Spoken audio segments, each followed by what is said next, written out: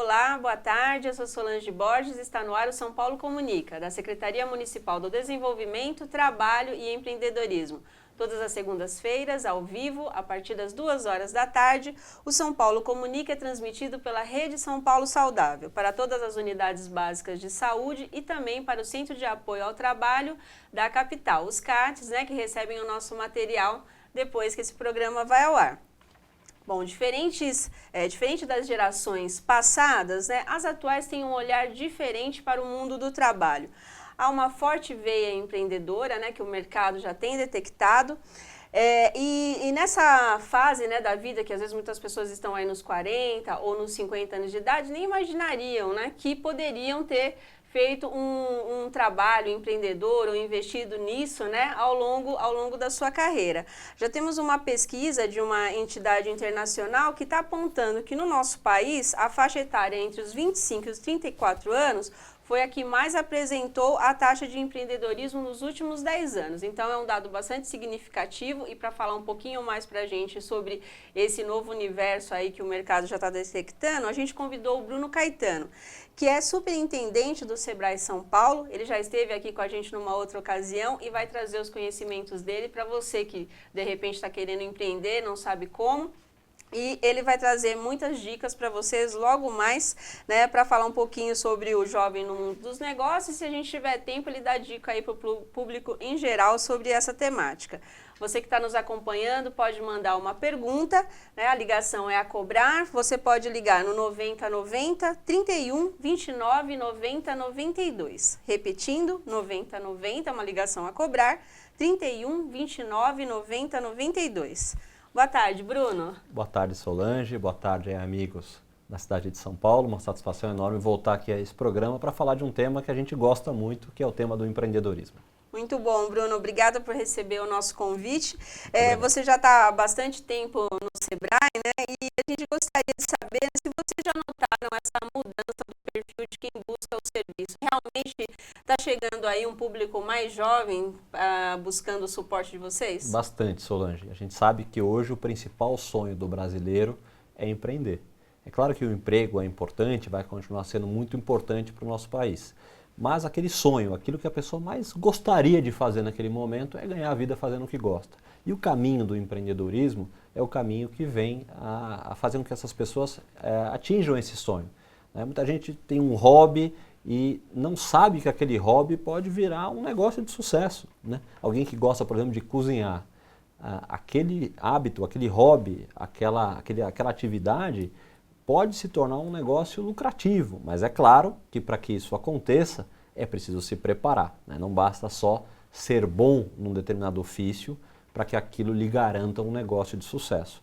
Fazer bem aquilo que se gosta é ótimo, mas não é suficiente para ter um negócio de sucesso. E a gente percebe que a juventude, as pessoas cada mais jovens, estão apostando nesse caminho, o caminho do empreendedorismo. Nos últimos 20 anos, o número de empreendedores no país com 24 anos mais do que triplicou. Saiu da casa dos 3%, 4% para chegar aos 16%, 17%. É bastante gente jovem apostando nesse mundo do empreendedorismo. E é importante que se prepare para que esse sonho não vire um pesadelo. Então essa faixa etária aí que você já apontou, dos 24 anos, é o preponderante ou você tem uma variação aí, até, sei lá, uns 30 e poucos anos? O que acontecia até uns 10, 15 anos atrás, era que os empreendedores nessa faixa etária eram minoria, principalmente aqueles muito jovens, de até 24 anos. De lá para cá, esses muito jovens aumentaram a sua participação no número total de empreendedores e hoje a turma que tem até 37 anos ou 40 anos já é a maioria dentro do conjunto de empreendedores do nosso país. Aqui na cidade de São Paulo isso também acontece. A gente tem um número de empreendedores jovens bastante grande.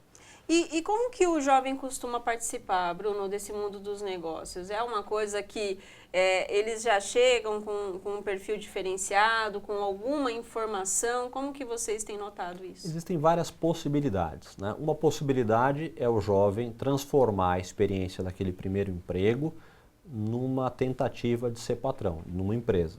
Então o sujeito vai lá, encontra um emprego num determinado ramo, aprende durante alguns alguns meses ou até alguns anos naquela empresa e a partir daquela experiência a pessoa vai empreender. Esse é um caminho. Mas um outro caminho, e esse é cada vez mais comum, é o caminho de transformar um hobby num negócio. Então isso é muito comum, por exemplo, na área da música, né? São lá as pessoas que estavam acostumadas a fazer um sonzinho no bairro no final de semana. Percebe que aquela atividade pode virar uma empresa lucrativa, né? Então a ideia de um negócio nasceu de um hobby, de uma atividade que trazia prazer a esse jovem. Isso é cada vez mais comum aqui na cidade de São Paulo. Muito bom. Então, assim, o importante é a pessoa fazer, né, o que gosta para dali buscar recursos para aprimorar e, de repente, se tornar um negócio de sucesso. Fazer o que gosta é sempre um ponto de partida interessante, porque qualquer atividade que te dê prazer, você vai fazer aquilo sem peso, né? Vai fazer aquilo com alegria, com felicidade. Agora, não basta só fazer aquilo que gosta, né, para ter um negócio de sucesso. Então, muita gente vai lá, vou dar um exemplo aqui do restaurante ou de gente que gosta de cozinhar. Não é porque você gosta de cozinhar e faz até uma boa comida que aquela sua atividade vai te garantir um negócio de sucesso. É preciso aprender a fazer conta, é preciso calcular preço, é preciso entender da legislação. Então no caso da prefeitura aqui, né, tem lá a vigilância sanitária, que tem as normas de manipulação de alimentos, né? Claro, para dar segurança às pessoas que vão consumir o seu produto.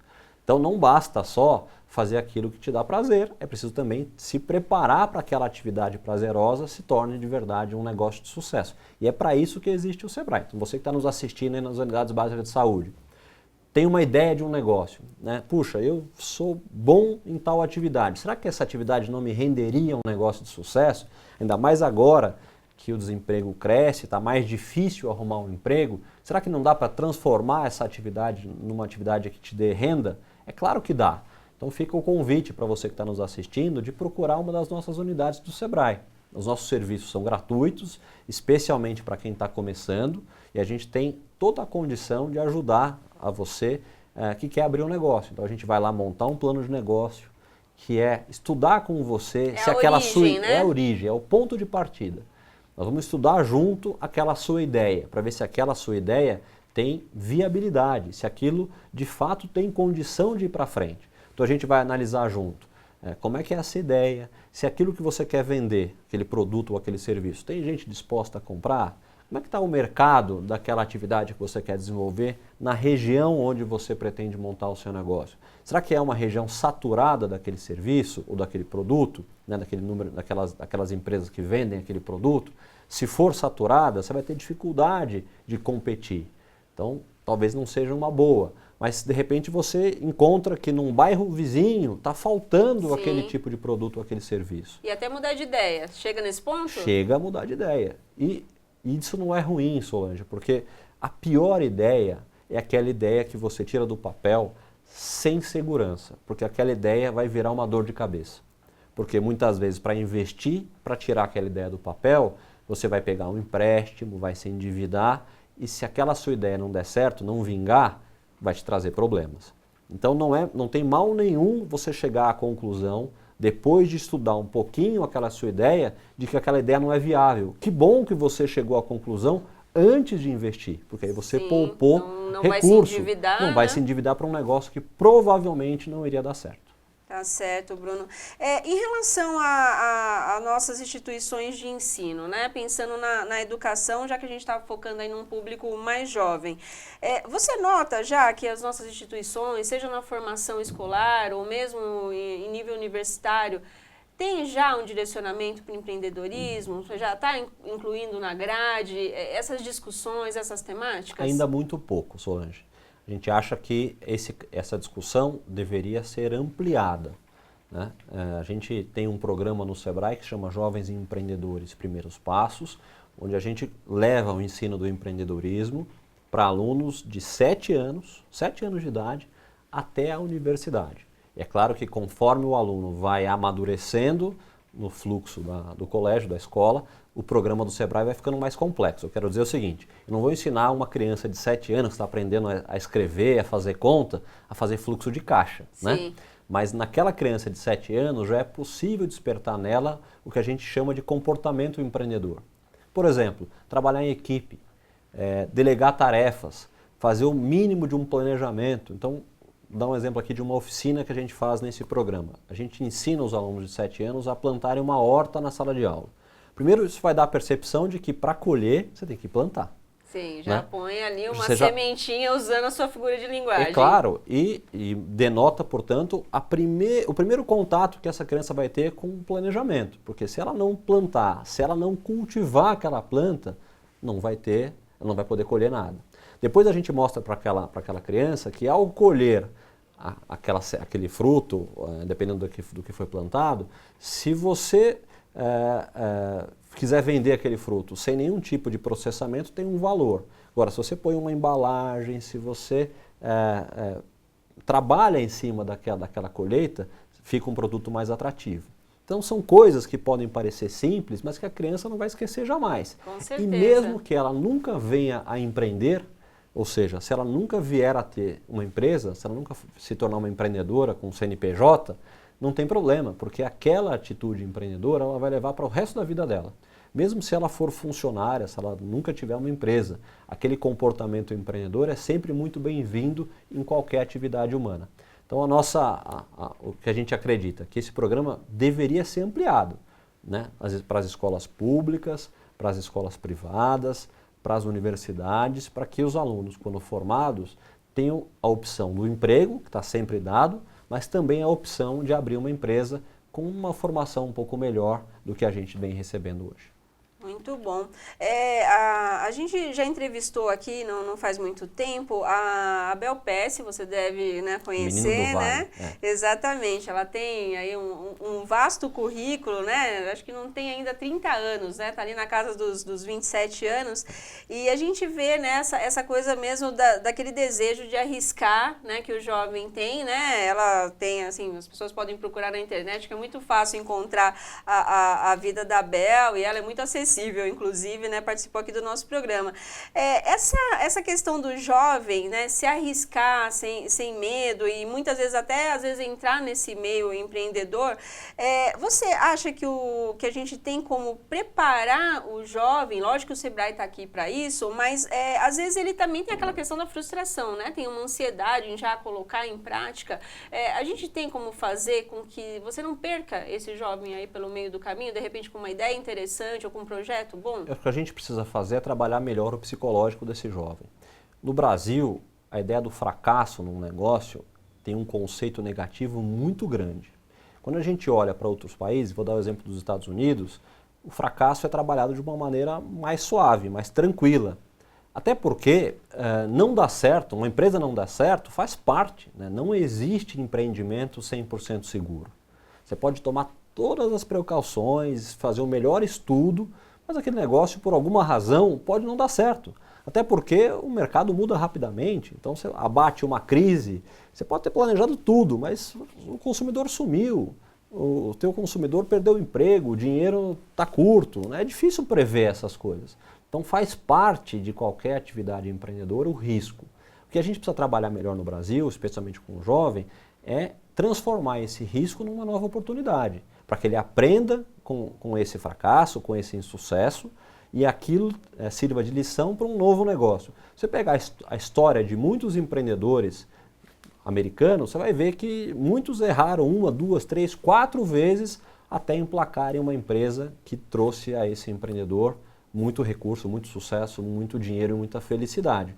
Isso deve ser assim aqui também. Não é porque você empreendeu uma vez e que não deu certo, se aquela sua atividade não foi para frente, que você está taxado a não mais ser empreendedor e ser funcionário o resto da vida. Isso que a gente precisa mudar na nossa cultura, de saber lidar melhor com os insucessos para que a gente aprenda com esse insucesso e se transforme numa escola e num degrau para um sucesso lá na frente.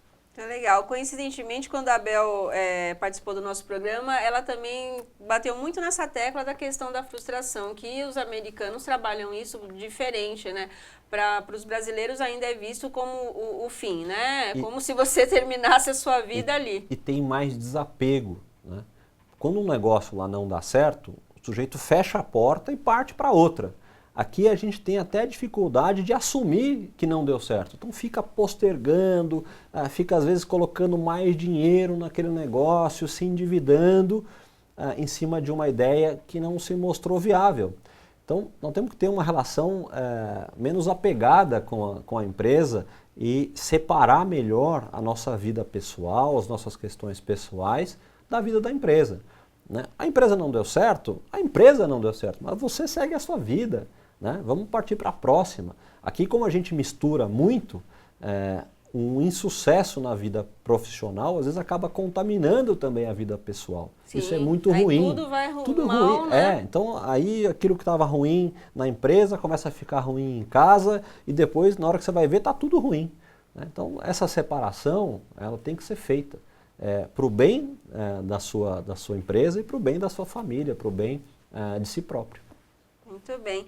E no caso da busca dos jovens, né, o que vocês detectam já nos trabalhos feitos pelo Sebrae, lógico, o Sebrae é um exemplo, né, todas as pessoas conhecem, né, mesmo que não tenham necessariamente usado os serviços, mas tem outros caminhos que ele busca quando ele tem uma ideia, ou ele fica ali quebrando a cabeça e às vezes até tem esses impossíveis frustrações, como você mesmo falou. Vocês já conseguiram perceber isso no dia a dia, como se dá? Solange, pouca gente ainda procura ajuda antes de abrir um negócio. Instituições como o Sebrae são vistas pelas pessoas como um hospital de empresas. Né? Consultores, de maneira geral, especialmente o Sebrae, é visto pelos empreendedores no Brasil ainda como hospitais e não como escolas. Né? Então, procurar essas instituições deve ser uma atitude como a gente procura uma escola e não um hospital. Então tem que fazer a prevenção, Tem né? que fazer a prevenção. Né? Então, se você enxerga nessas instituições uma escola, você vai aprender antes de abrir uma empresa. Né? Agora, ao passo que você enxerga essa instituição como um hospital, depois que deu tudo errado, você tem que correr para o pronto-socorro. Né? Então, não é o melhor jeito de lidar com quem te oferece conhecimento. Né? O melhor jeito é você sempre procurar se abastecer dessas ferramentas. E não é mal nenhum procurar ajuda. A pessoa pode falar assim, puxa vida, mas eu não preciso de ajuda, porque afinal de contas eu sei administrar. Olha, ninguém nasce sabendo fazer fluxo de caixa, né? Ninguém nasce sabendo fazer marketing, ninguém nasce sabendo fazer gestão de pessoas, lidar com funcionários, ninguém nasce sabendo a legislação, até porque normalmente ela é muito burocrática, muito complexa. Né? Então são coisas que você precisa aprender e melhor que você aprenda antes de abrir uma empresa. E para isso que existe o Sebrae e outras tantas instituições que podem te ajudar a realizar esse sonho de ser empreendedor. E quando esses jovens empreendedores eles chegam no mercado, as empresas, os empresários, né, as instituições que já estão estabelecidas, eles são bem recepcionados? Como que essa interação, eles também têm que ter um preparo para isso, para lidar com quem já está no mercado há muito tempo? Os jovens, chegar no mercado de trabalho nem sempre é fácil, né? Então é muito importante que esse jovem se prepare cada vez mais. Quando esse jovem chega ao mercado de trabalho com mais conhecimento, com mais preparo, com mais informação, isso também vai se traduzir naquela possível empresa que ele venha a ter. Né? Então a gente percebe que empresas de modo geral, quando chefiadas por jovens ou não, elas são mais reconhecidas no mercado e conseguem apresentar melhores resultados na medida em que o próprio empreendedor se prepara. Quer ver uma questão interessante para você que está nos assistindo? Você provavelmente deve ter feito alguma vez essa pergunta na sua vida. Quanto eu preciso investir para abrir um negócio? Né? R$1.000, R$5.000, R$30.000, R$50.000? Essa é a dúvida. Né? Boa parte das pessoas que procuram o Sebrae chegam lá nos nossos escritórios com essa pergunta. Estou querendo virar patrão, quanto eu preciso investir? Essa não é a primeira pergunta. Né? Ainda que o investimento financeiro venha a ser necessário em algum momento, mas ele não é o primeiro investimento. O primeiro investimento que você precisa fazer é em si próprio, na preparação. Né? É aprender a fazer marketing, gestão de pessoas, administração, gestão. Isso é o que você precisa fazer em primeiro lugar. Feito isso, aí você vai conseguir responder a pergunta de maneira mais adequada, de qual será o investimento financeiro necessário.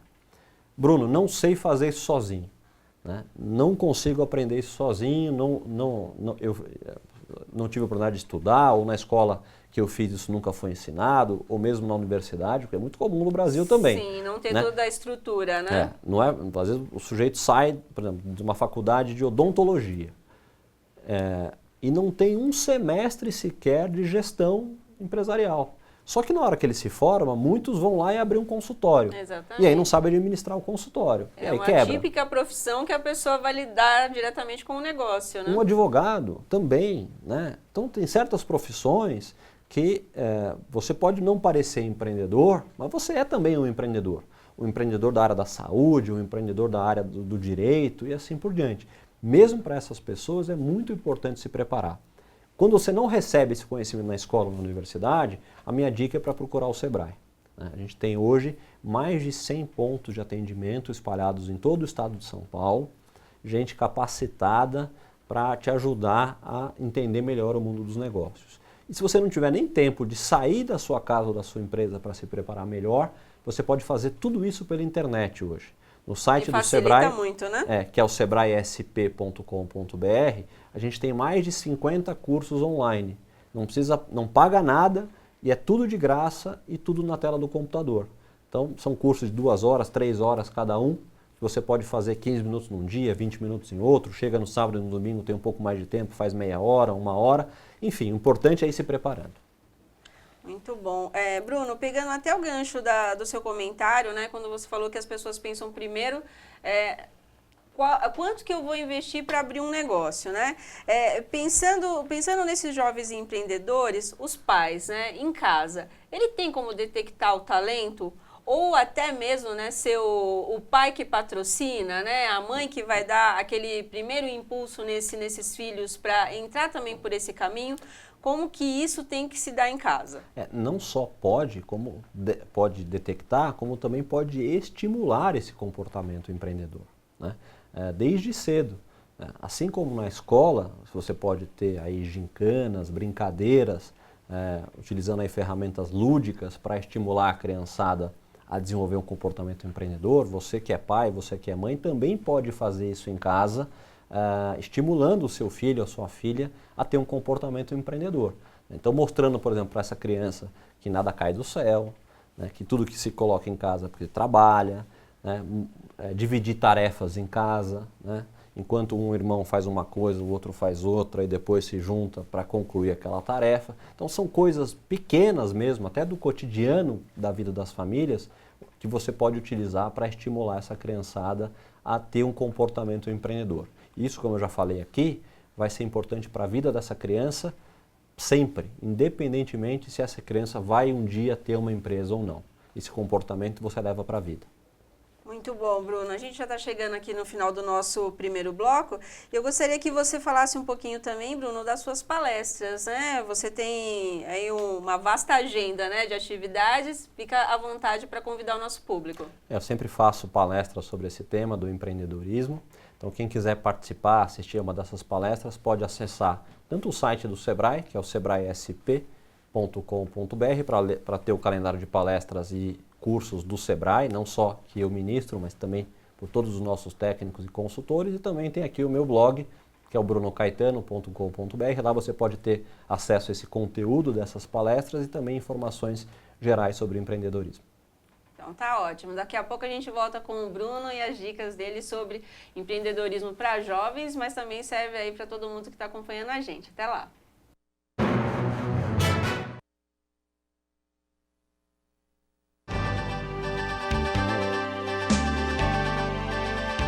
Pensar no cidadão paulistano é olhar para o futuro. Saber que para realizar os nossos sonhos e metas é preciso de uma cidade de ideais. Uma cidade que sana as necessidades do cidadão e transforma suas aspirações em realidade. Pensando assim, nos estimados 11 milhões de paulistanos, a Prefeitura de São Paulo criou a Secretaria Municipal com a missão de implantar programas com inclusão social. A missão é priorizar o investimento em qualificação profissional, geração de emprego e renda na nossa cidade. Estamos organizados assim: Coordenadoria do Trabalho, Coordenadoria de Desenvolvimento Econômico. A Coordenadoria do Trabalho possui mecanismos para a gestão do processo profissional. Um deles é através do CAT, Centro de Apoio ao Trabalho. Hoje existem vários CATs espalhados por toda São Paulo.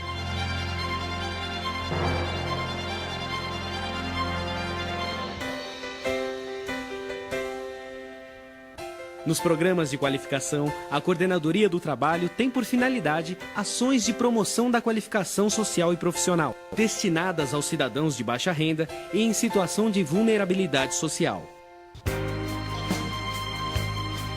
A supervisão trabalha com programas que promovem e incentivam o empreendedorismo na cidade de São Paulo.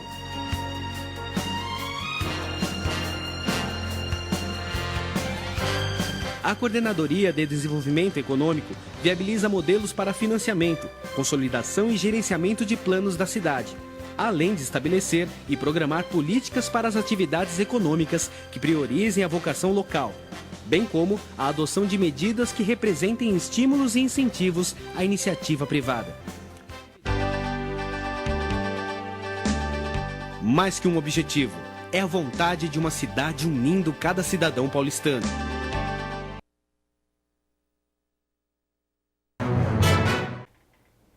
Estamos de volta com São Paulo Comunica. A semana começou com o tema do empreendedorismo, né? Os jovens no mundo dos negócios. Você que está nos acompanhando já pegou o primeiro bloco com o Bruno dando dicas para jovens, para todos, né? Porque eu acho que as dicas deles são primordiais, tanto para quem é jovem e também, né, para quem já está com uma idade um pouco mais avançada, por que não, né? Tem o emprego, como o próprio Bruno reforçou, que está sempre aí sendo ofertado, mas às vezes você tem uma ideia legal, não sabe, né, como buscar esse início aí, né, ser o patrão, então o Sebrae é um bom caminho para você tirar suas dúvidas. E segunda-feira é o Dia Internacional de pensar num novo negócio, né? Verdade. Segunda-feira todo mundo se anima. Segunda-feira a gente decide a vida, né? Dia de começar a dieta e também de pensar um novo negócio. Verdade, Bruno. Essa, vamos dizer até de uma forma positiva, né? Essa invasão dos jovens empreendedores, né?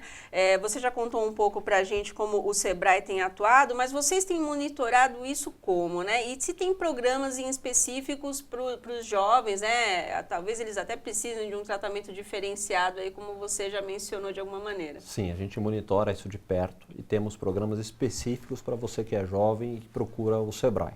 Em primeiro lugar, uma coisa importante de você ter em mente, não é verdade que empresa chefiada por jovem quebra antes. Né? Há um preconceito da sociedade em relação a isso. A gente que acha que é preciso ter uma larga experiência antes de empreender. Isso não é verdade.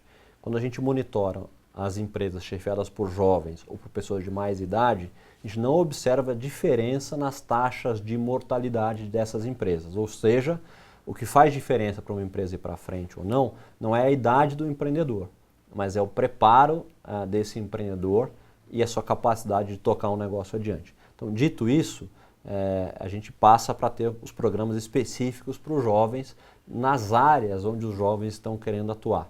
Então, o Sebrae, por exemplo, tem um programa de startups para fomentar aquela molecada que está querendo abrir uma empresa na área digital, com aplicativos para celular, para smartphone, enfim. Então, é um programa dedicado especialmente para essa turma. Vamos lançar nas próximas semanas também um programa dedicado à área das artes, né? E a gente sabe que tem muitos jovens apostando nesse caminho, que é ser um artista, ser um designer, enfim, e aí transformar aquela sua atividade numa atividade que dê retorno financeiro para que você consiga se sustentar e sustentar a sua família. Assim como na área do esporte.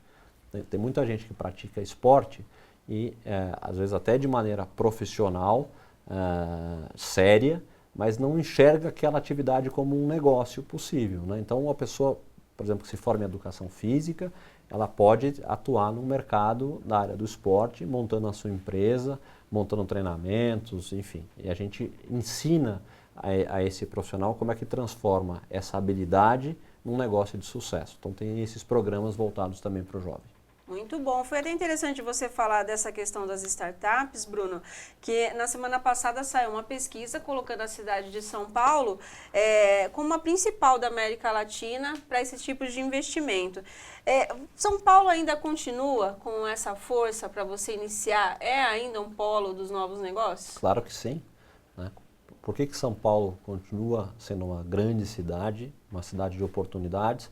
Porque ela congrega o maior número de pessoas, ela congrega os maiores centros tecnológicos, as melhores universidades do país, os melhores centros de produção de conhecimento.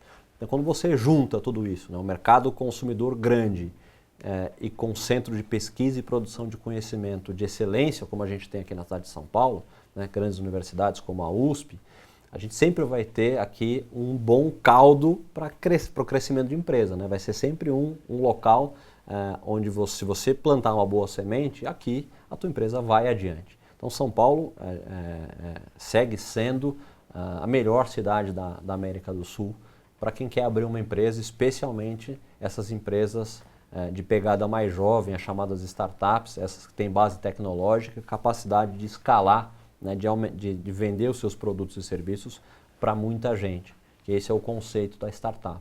Então a gente fica muito feliz com esse reconhecimento, mas na verdade é um reconhecimento de uma coisa que a gente já sabia, né? São Paulo é uma grande cidade e a gente sabe que quem aqui trabalha tem muita chance de dar certo. Muito bom. Bruno, a gente já tem no segundo bloco um pouquinho mais curto, mas eu acho interessante você reforçar aqueles pontos, né? Você falou que não importa se seja uma pessoa mais jovem, uma pessoa mais velha, se ela vai começar um negócio, ela não está muito bem preparada para isso, não buscou os subsídios, né? Até como você disse, né? Não buscar o Sebrae como um hospital, né? Achei bastante interessante essa colocação.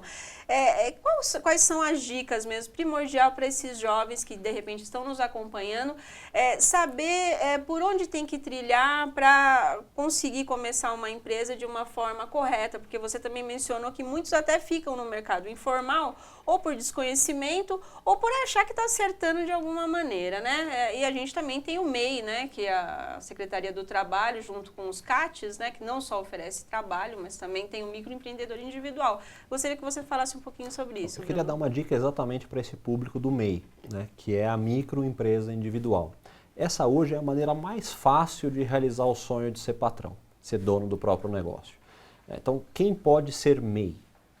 Quem desenvolve uma atividade específica e a lei prevê 400 tipos de atividades previstas para você transformar aquela atividade numa empresa. Vou dar aqui alguns exemplos. Cabeleireira, manicure, encanador, eletricista, fotógrafo, enfim, tem um rol aí de 400 atividades que podem ser transformadas numa empresa individual. Então, a primeira característica para você se tornar MEI é essa, desenvolver uma dessas atividades, e são muitas que a lei prevê. A segunda característica é trabalhar sozinho ou com no máximo mais uma pessoa, que te ajude a desenvolver essa atividade. E a terceira característica é faturamento, se aquela sua atividade te rende até R$60 mil por ano, ou mais ou menos R$5 mil por mês. Tem muita gente que está dentro dessas características. É para quem está começando, né? E por que é importante quem está começando se formalizar? Porque tem muita gente que acha, puxa vida, eu não vou me formalizar, não quero esse negócio de CNPJ, muito complicado. Quem não se formaliza acaba se prejudicando no médio e longo prazo. Por quê? Porque o MEI tem muitas vantagens. A primeira delas, previdência social. Então, quem está formalizado, quem tira o seu CNPJ, acaba contribuindo para a previdência social. E se precisar ter acesso a algum benefício, né, como por exemplo auxílio maternidade, auxílio doença, a própria aposentadoria, você está coberto. Então, já é uma garantia, é uma segurança. Segundo ponto, CNPJ na mão, você vai no banco e acessa as linhas de crédito de pessoa jurídica, que tem taxa de juro menor e prazo mais longo para pagar, ou seja, é mais adequada para quem está empreendendo. E o terceiro benefício, esse é o melhor de todos na minha opinião. As pesquisas do Sebrae mostram que quem se formaliza, quem aceita o desafio de ter a sua empresa de papel passado, vai mais longe, fatura mais. Por quê? Porque hoje o consumidor está muito consciente. Hoje pouca gente topa comprar produto e serviço de quem vende sem nota. Sim. E você, para ter nota... Segurança também, né? Exatamente. Então mostra que quem se formaliza acaba conquistando mais mercado, acaba faturando mais, acaba dando certo. Então é muito importante se formalizar. Agora também vale um alerta. Você que está nos assistindo, se você for empreendedor individual ou conhecer um MEI, fica um alerta. Já são mais de 5 milhões de empreendedores individuais no Brasil, de MEIs. Mas 50%, mais de 2,5 milhões, estão inadimplentes. O que é ruim, né? Se você pensar até nas questões de negociação, né? Essa pessoa vai ser prejudicada de alguma maneira, né? Pois é. Então, quais são as obrigações do MEI? Falamos aqui dos critérios, falamos dos benefícios. E tem duas obrigações, que são pequenas, mas elas existem. Primeira obrigação, todo mês pagar um imposto, que é pequeno, cabe no bolso. É menos de R$50 por mês, com todos os impostos já incluídos. Federal, estadual e municipal. Tudo incluído numa única contribuição. Menos de R$50 por mês, uma vez por mês pagar esse imposto. E uma vez por ano fazer declaração de faturamento dessa empresa. São essas duas obrigações. Estar em dia com essas duas obrigações faz toda a diferença para você conseguir levar esse negócio adiante. Muito bom. É bastante interessante essa dica. Lá no CAT também você consegue informações sobre como se tornar um MEI, ou também, se tiver com a taxa, né, não paga em dia, eles vão orientar vocês nisso. Bruno, eu agradeço a sua participação aqui, você contribuiu bastante com a sua vasta experiência. Eu gostaria que você repetisse de novo seus contatos para quem quiser acompanhá-lo em outras situações, né, nas palestras que você costuma dar. Vamos lá, deixar aqui os nossos contatos, também as informações de como você faz para acessar o Sebrae. Tudo de graça, tudo para te orientar a realizar o sonho de se tornar patrão. Então o site do Sebrae é o sebraesp.com.br, está aí na tela. Vou deixar também o nosso 0800, ligação gratuita de todo o estado de São Paulo, e você pode também tirar dúvidas por telefone, é o 0800 570 0800, vou repetir, 0800 570 0800, e vou deixar aqui os meus contatos também. Se você gostou dessa entrevista, ficou com alguma dúvida, precisa de alguma informação, se quiser falar comigo, no meu e-mail bruno@brunocaetano.com.br, também o meu site brunocaetano.com.br. Ótimo, Bruno. Obrigada mais uma vez. Muito obrigado. Agora a gente vai com a Bruna Eleis, que vai trazer informações da Secretaria do Trabalho. É com você, Bruna. Boa tarde, Solange, e a todos vocês que nos acompanham. No mês de agosto, entre os dias 3 e 7, o CAT Móvel prestará serviços como busca por vagas e emissão de carteira no Jaguaré, Jardim São Luís, Itaí Paulista, entre outros bairros de São Paulo. Com dúvidas em como se comportar em entrevistas de emprego, o CAT também oferece oficinas de orientação ao trabalho gratuita todas as quartas-feiras às 9 horas. Além disso, se você tem interesse por culinária, o Mercado Municipal da Lapa oferece cursos gratuitos. O módulo será sobre sanduíches, do dia 31 de agosto até o dia 4 de setembro, das 13 às 17 horas. Não perca a oportunidade. Para mais informações, acesse o site www.prefeitura.sp.gov/trabalho ou ligue para 156. É com você, Solange. Obrigada, Bruna. Estamos terminando mais um São Paulo Comunica, que é produzido pela Assessoria de Comunicação da Secretaria Municipal do Desenvolvimento, Trabalho e Empreendedorismo. Na próxima semana estaremos aqui novamente com um programa novo para vocês. Até lá!